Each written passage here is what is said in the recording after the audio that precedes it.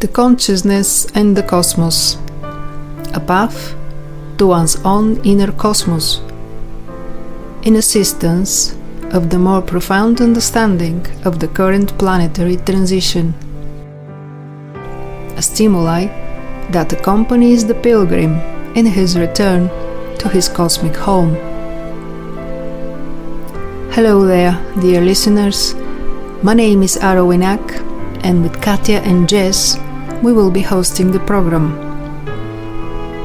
The Consciousness and the Cosmos, radio program of UXIM Planetary Service Center.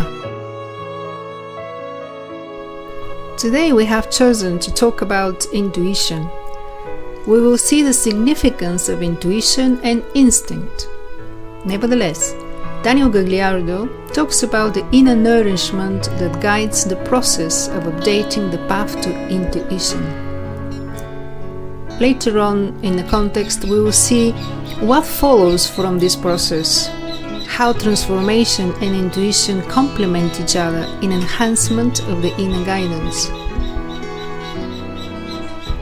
So as we know, our program is based on cosmosophy talks with the visitors in UXIM and the residents of the group of UXIM, and its instructor, Daniel Gagliardo.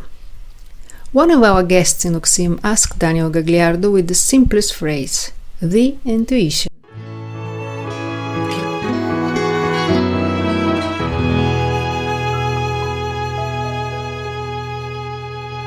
Vamos a hablar de algo que va a tener que ser tenido en cuenta durante toda la charla. ¿Qué es esto de la intuición? Acá la persona pone simplemente la intuición. No pregunta para qué es, no pregunta cómo funciona. Coloca la intuición como diciendo, todo lo que venga de la intuición, bienvenido. Toda profundización, bienvenida. We are going to talk about something that is going to be kept in mind during the whole talk, which is intuition. Here the person simply puts intuition. He doesn't ask what it's for. He doesn't ask how it works. He puts the intention as if to say that everything comes from the intuition is welcome. All deepening is welcome. Intuition is a mechanism that enables the involuntary law when individuals gradually begin to overcome the influence that material forces, instinctivity, and illusion have on their consciousness, operate on their consciousness. When an individual is excessively obsessed with materialism and has no intention of exploring their inner essence, their intuition becomes practically inoperative. This means that the intuitive mechanism within them is not enabled. Who enables intuition? Tal vez hasta que no nos toca por primera vez un estímulo intuitivo, jamás estuvimos en contacto con un voltaje de energía tan puro y elevado. No importa si ese primer estímulo intuitivo puede ser muy puntual, muy conciso, no de una gran envergadura. The law of evolution enables it through the inner consciousness and the facilities which the law of karma offers to each stage. That is to say, inner consciousness can operate through the mechanism of intuition when the energy to be poured through the intuition finds some measure of adequate receptivity in the fields of the personality and the ego. The inner life is pure economy, pure synthesis. The inner life manages energy precisely and does not waste energy. Perhaps until we are touched for the first time by the intuitive stimulus, we have never been in contact with such a pure and higher voltage of energy. It doesn't matter if the first intuitive stimulus is very punctual, very concise, or not of a great magnitude. Still, besides the material forces, the inner energy that proceeds through the mechanism of intuition is a flame, is a fire that we have never seen. It is a flame, a fire that we have never faced, and that cosmic flame and fire can lead us.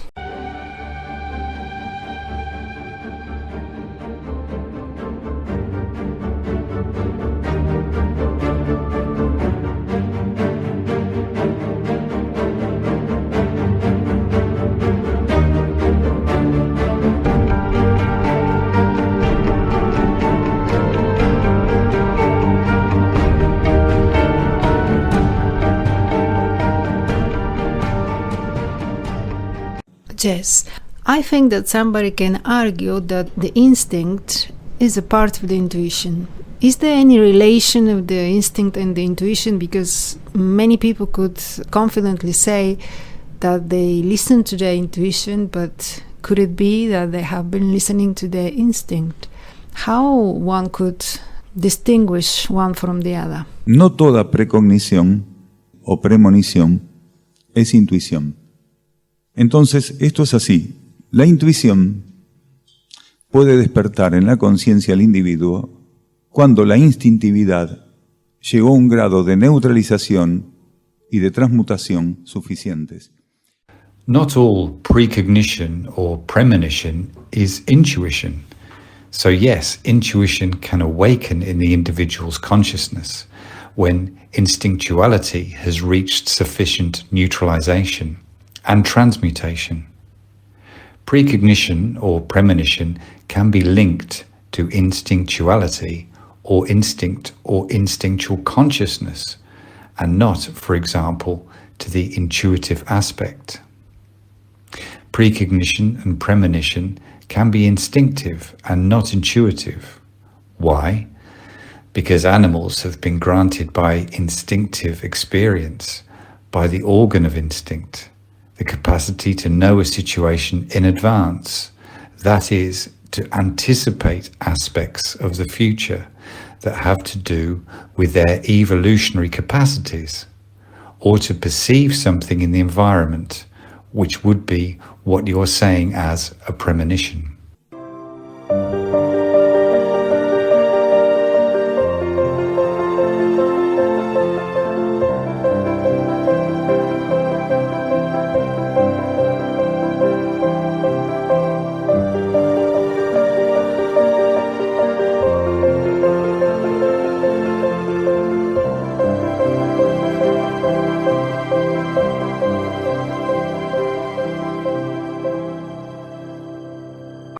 ¿Cuál es la diferencia? La influencia que tiene esa información. Mientras que la información instintiva, que es el resabio que nosotros arrastramos a través de nuestro paso por el reino animal, nos puede ofrecer información que no es necesaria, precisamente por ser un resabio, la intuición nunca ofrece información que no es necesaria.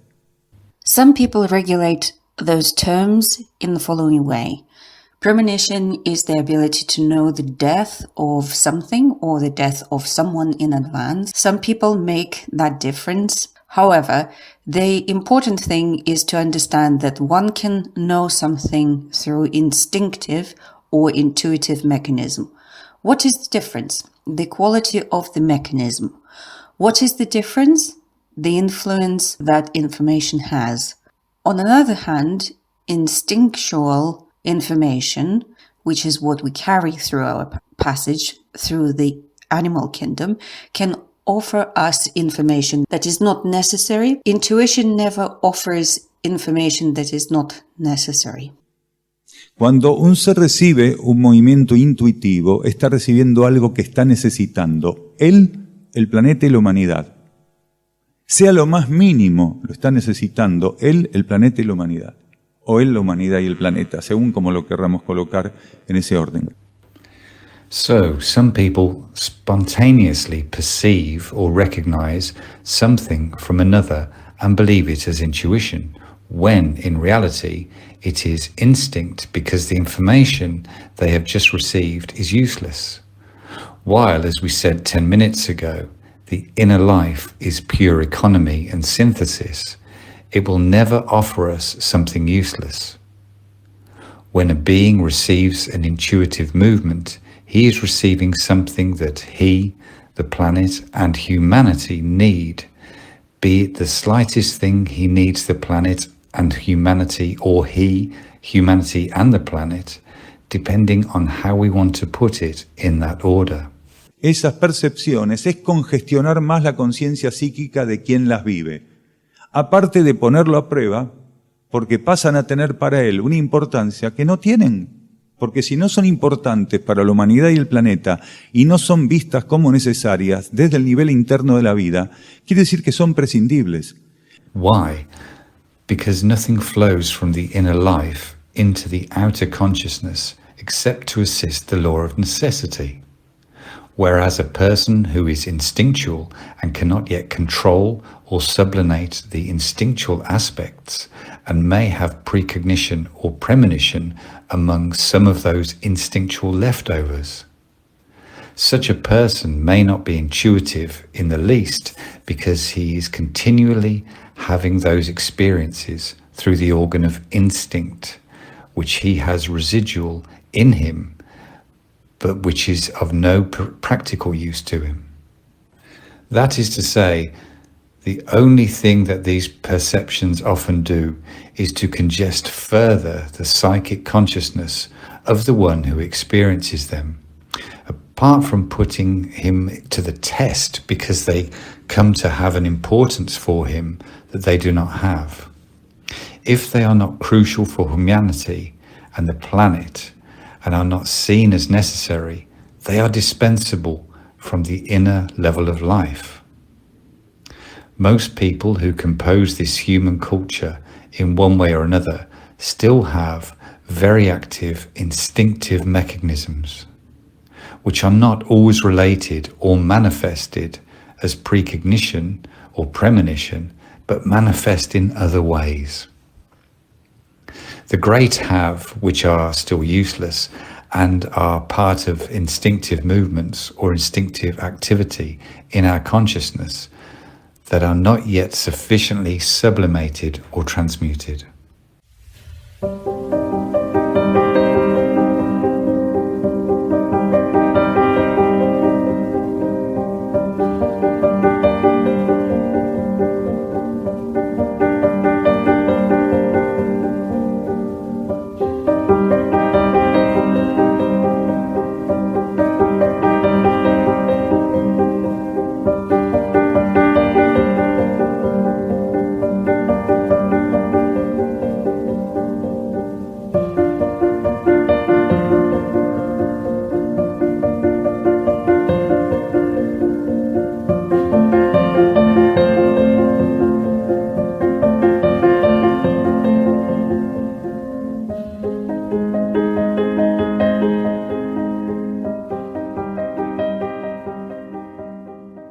A ver, la compulsividad sexual que tiene nuestra humanidad forma parte de eso.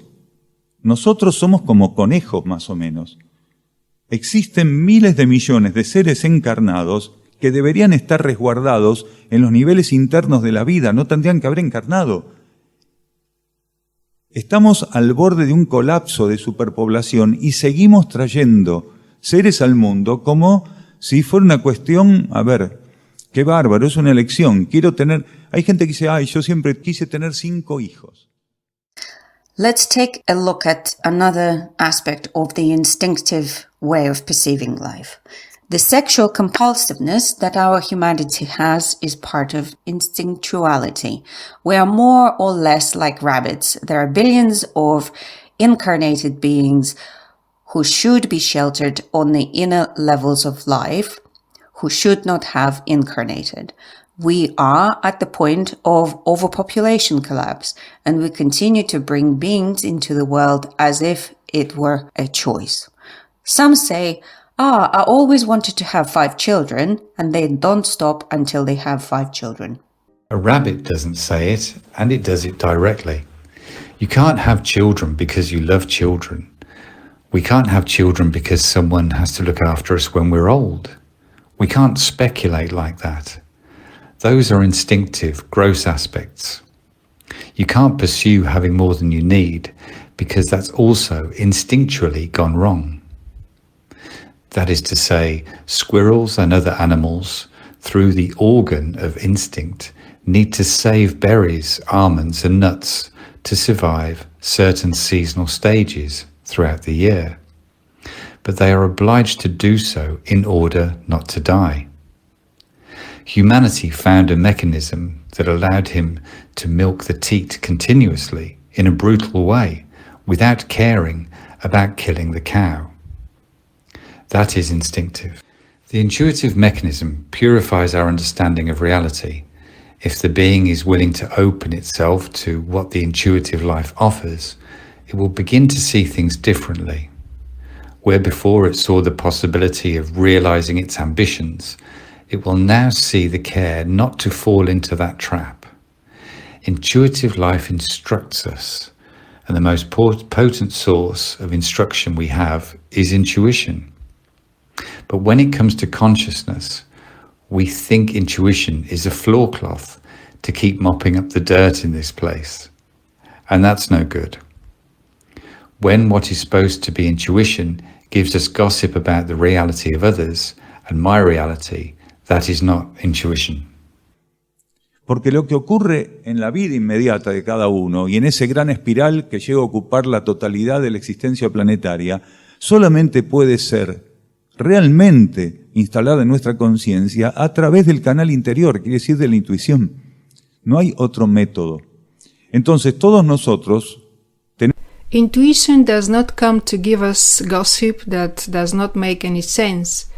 Intuition comes to show us precisely that we have to move away from the possibility of making wrong determinations and assessments and open ourselves with simplicity, humility, to a source of truth and knowledge, which is the one that will give us strictly the vision that we need of what is happening on the planet.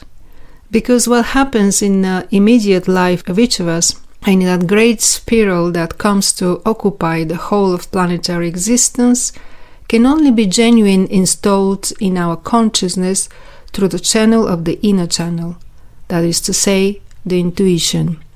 There is no other method, so we must be cautious about stimulating such process, believing they're evolutionary.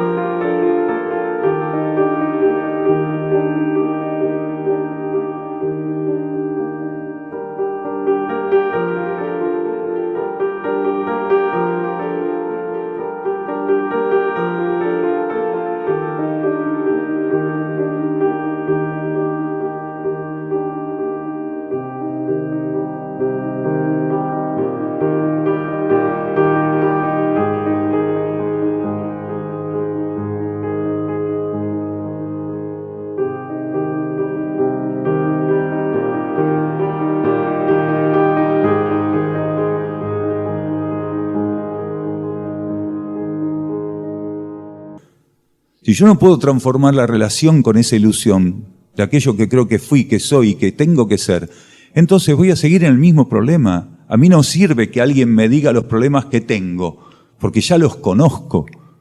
No me sirve que me diga los problemas que tuve, porque también los conozco. Some people seek to boast about being evolutionary. They even advertise in the newspaper. Here, I see your past and future life. Don't talk to me. I'll know what it is. How can you not know what it is? A person who responds to a poster like that, how can the other person who is there not knowing what is happening to him and say, I see many problems in your life, grey clouds, that family is killing you. Other replies, oh yes, you don't know what's going on, not to mention what happened to you last time with your work. And how do you know? That happens to everybody. If not, you don't go to a witch doctor. In addition, many of them have the intuitive capacity to jump in when you open the door. That is, they have the instinctive capacity to rummage through the rubbish, and no matter how much they rummage through the rubbish, they can't help you. No matter how much they will tell you all your past, present, and supposedly your future, that doesn't help you.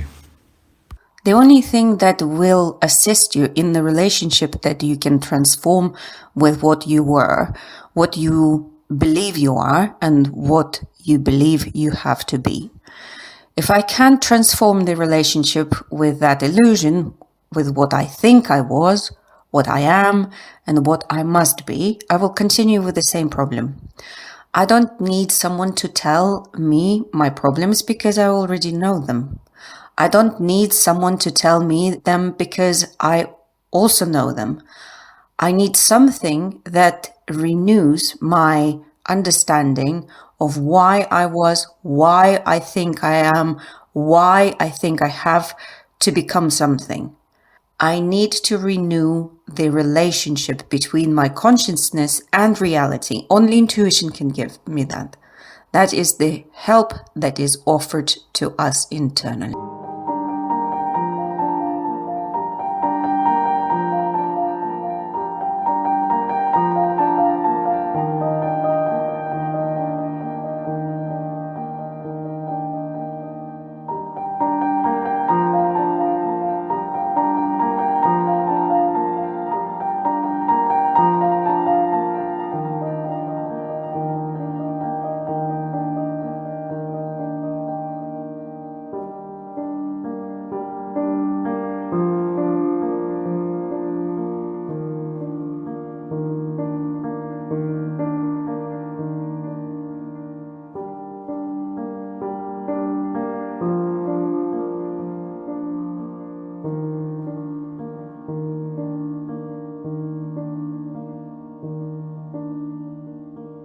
So let us revisit a little bit the teachings of cosmosophy, the teachings about intuition and the importance of following one's inner cosmos, before we discuss further the ways to assist on this path. Daniel Gagliardo emphasized this point frequently.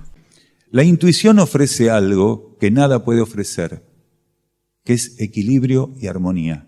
El equilibrio y la armonía no se compran en grajeas, no están en la farmacia, no me los va a dar un maestro, un instructor, un gurú, no me los va a dar nada. El equilibrio y la armonía fluyen hacia esto que soy en este plano, hacia esta conciencia tridimensional, cuando me ofrezco a mi fuente interna de vida, que es la dadora de armonía y equilibrio. Intuition offers something that no one else can offer: balance and harmony. Balance and harmony cannot be bought in pills. They cannot be bought at the pharmacy. They cannot be given to me by a teacher, an instructor, or a guru. They cannot be given to me by anything. Balance and harmony flow into who I am on this plane, into this three-dimensional consciousness. When I offer myself to my inner source of life, the giver of balance and harmony. Although the hierarchy in the cosmos can give me all the harmony and balance, it is my inner mirror, my inner being, my spiritual consciousness that will dose and administer it so that it reaches my consciousness. It administers that deep flow of energy. It offers it to me according to the possibility that I have to experience. Sometimes they are unstable margins of harmony and balance.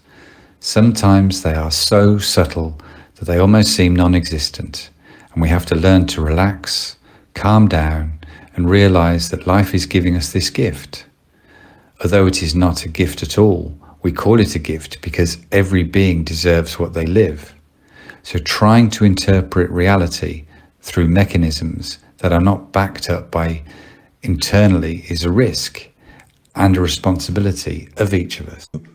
A veces son tan sutiles que casi parecieran inexistentes, y tenemos que aprender a relajarnos, a calmarnos para darnos cuenta que la vida nos está regalando eso, aunque no es regalo ninguno, porque todo ser es merecedor de lo que vive, pero le llamamos así una dádiva, ¿no? Entonces, But we know that we have the possibility of receiving information, and not a lot of information, but enough, which is valid to be able to have a different relationship with all that is happening here. The issue is not to have a lot of information. The issue is to receive the information we need, open ourselves to it, and be ready to apply and sustain it. So a seemingly little piece of inner information can open big doors in our consciousness. If my inner consciousness tells me something as simple as go and harmonize or clean that floor or paint that wall, and I refuse because I say how the inner life is going to tell me to paint the wall or clean the floor or go and water the plants. el estímulo intuitivo opera emitiendo muchas veces simplemente un patrón vibratorio, un patrón energético que no tiene revestimiento como idea, como pensamiento, como sentimiento. Nosotros estamos acostumbrados a que las cosas, para poder interpretarlas y confirmarlas como reales, tienen que tener un formato mental y emocional. O me emocionan o hacen que mi mente piense.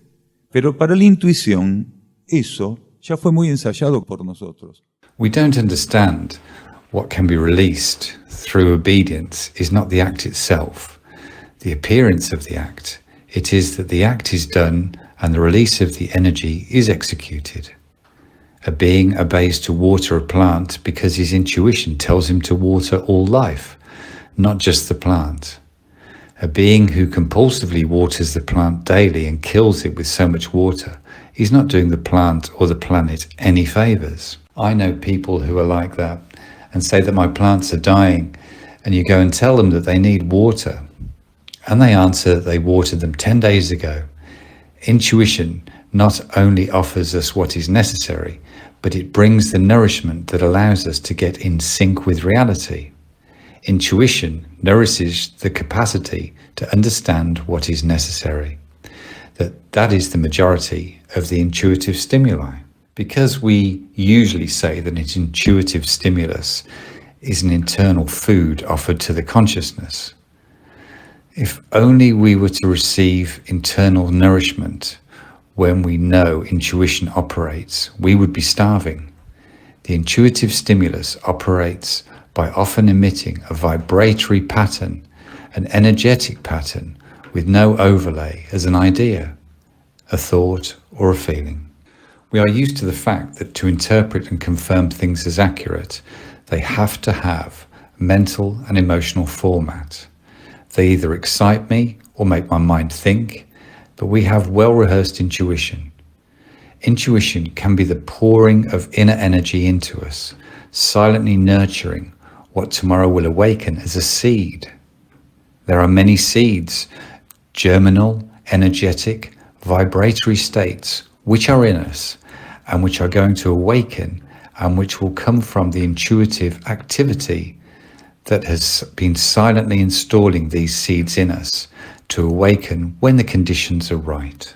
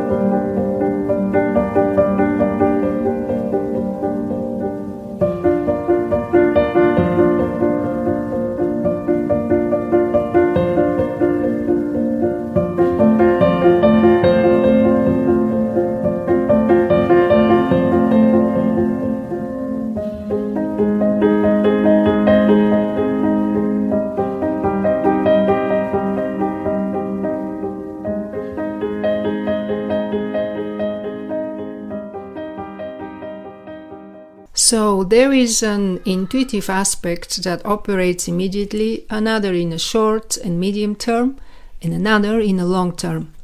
That is to say, intuition, being the tool of the mechanism of this accessory of the inner life, can generate conditions for our material aspects of life beyond what we can confirm as valid. In fact, it operates in this way.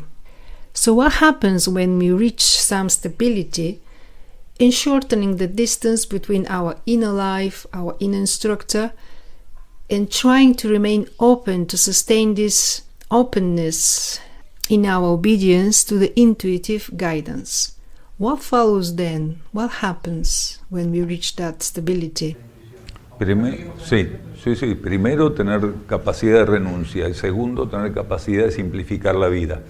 Donde no hay renuncia, hay simplificación de la vida, la ilusión predomina en la conciencia del ser. Y la ilusión y la intuición son incompatibles. Para que el ser pueda comenzar el trabajo intuitivo, quiere decir, prepararse gradualmente a las manifestaciones, al ejercicio intuitivo, él tiene que hacer espacio en su... Daniel says, first, one must have the capacity for renunciation, and second, one must have the capacity to simplify life. Where there is no renunciation and simplification of life, illusion predominates in the consciousness of the self, and illusion and intuition are incompatible.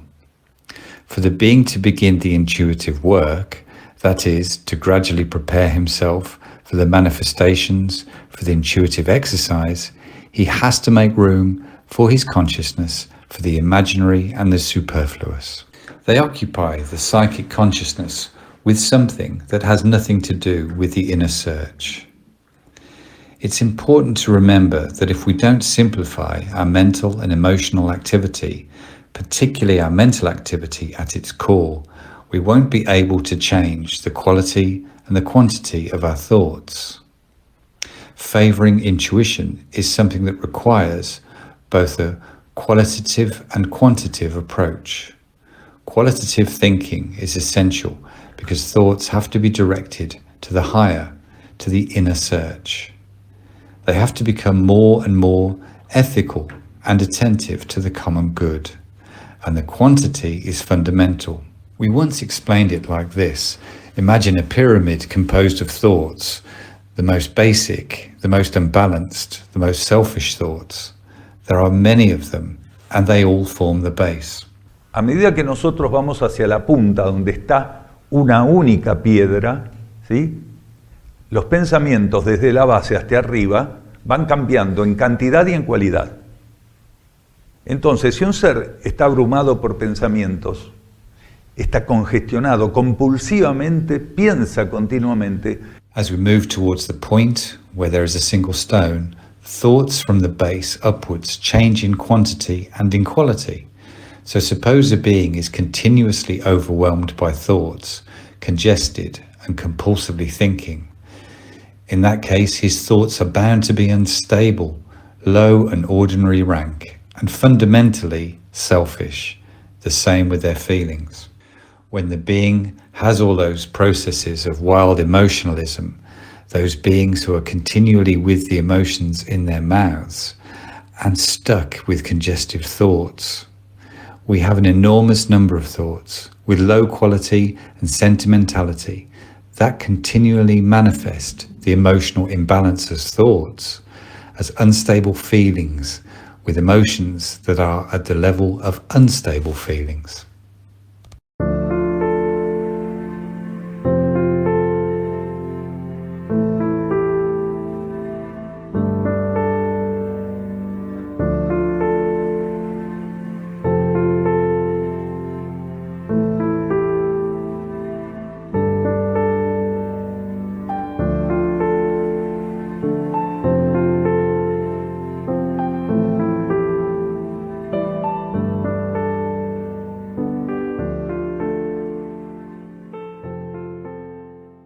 Daniel says, so the being has to learn to synthesize all his psychic process or orienting it to its inner life. The more the being learns to sustain itself in inner search, the more the inner life begins to nourish this searching consciousness with an energy that could not be provided before because the being did not point its antenna upwards. What was he aiming at? Identification with the formal world, the three-dimensional world, the world of materialism, egoism. So to the extent that psychic consciousness learns to sustain itself in inner search, what happens to the mental substance? La vida interna empieza a alimentar a esa conciencia en búsqueda con una energía que antes no podía brindarle porque el ser no apuntaba su antena hacia arriba. ¿A dónde la apuntaba? La identificación con el mundo formal, con el mundo tridimensional, con el mundo del materialismo, del egoísmo, del egocentrismo. The mental substance becomes less rigid. It ceases to be rigid and opaque and becomes more flexible and translucent. The higher one thought is, the more translucent the mental substance and the more flexible it is. From that moment on, the mental substance begins to manifest itself in a smaller quantity of thoughts of higher quality until something known as the vehicular transmutation occurs, i.e., when the consciousness of the mind and then the emotional body follows when the consciousness of the mind can be sustained effectively in the searching of the inner. Gradually, the mental substance becomes receptive enough not to lower the vibratory pattern, but to raise it, hold it, hold it, hold it, and hold it. What does it do when it sees that this support is adequate to the right degree, in the right way? The inner consciousness itself? It applies the law of transmutation and makes the vehicles it counted on at the mental level not to go down so low again. They will go down slightly, but not from a certain limit downwards.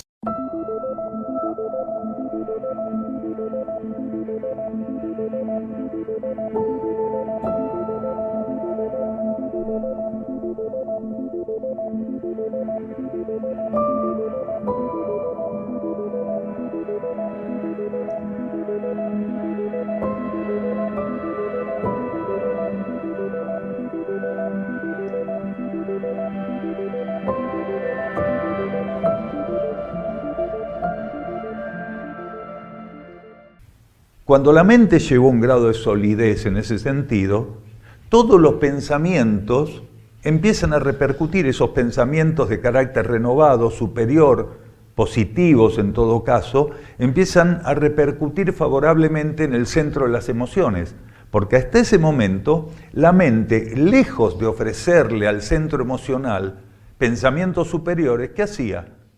Le tiraba pensamientos basura.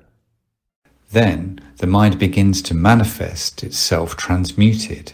When the mind reaches a degree of solidity in that sense, all thoughts begin to have repercussions. Those thoughts of a renewed or superior character, positive in any case, begin to have favorable repercussions in the center of the emotions, because until that moment, the mind is far from offering superior thoughts to the emotional center. If most people cannot express their inner essence in what they do, then when a being is ready, he has to consider the simplification of his life. It is fundamental to learn and renounce. No matter how much it hurts, the inner life will assist him. It will tell him, that's not for you anymore. And he has to obey. But just a little bit longer, not even a little while, let go, renounce, let go, renounce. Simplify your life. And where do I start? Si la mayoría de las personas no pueden expresar su esencia interna en lo que hacen, entonces, cuando un ser está listo, tiene que tener en cuenta la simplificación de su vida, ¿sí? Es fundamental aprender a renunciar, por más que le duela, la vida interna lo va a asistir. Eso para vos no va más. Y él tiene que obedecer. Pero un ratito más, no, ni un ratito. Soltalo, renunciá, simplificá tu vida. Pero ¿por dónde empiezo? ¿Estás dispuesto? Te ayudo, dice la vida interna. Y así el ser.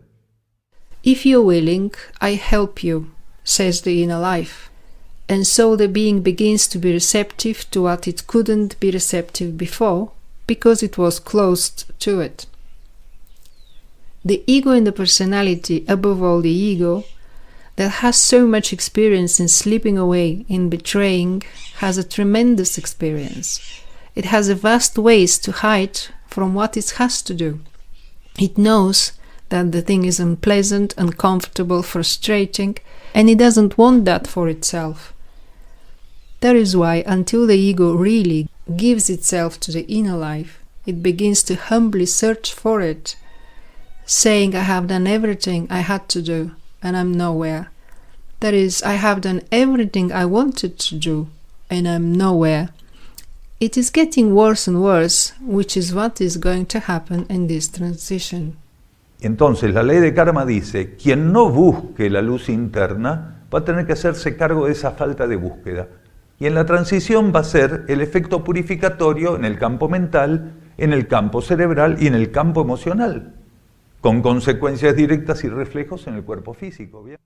That is why the hierarchy has long reported that as the transition proceeds, which is accelerating, the diseases, the ailments, whether mental, cerebral, or physical cerebral, and obviously etheric physical in the brain, are going to get worse and worse.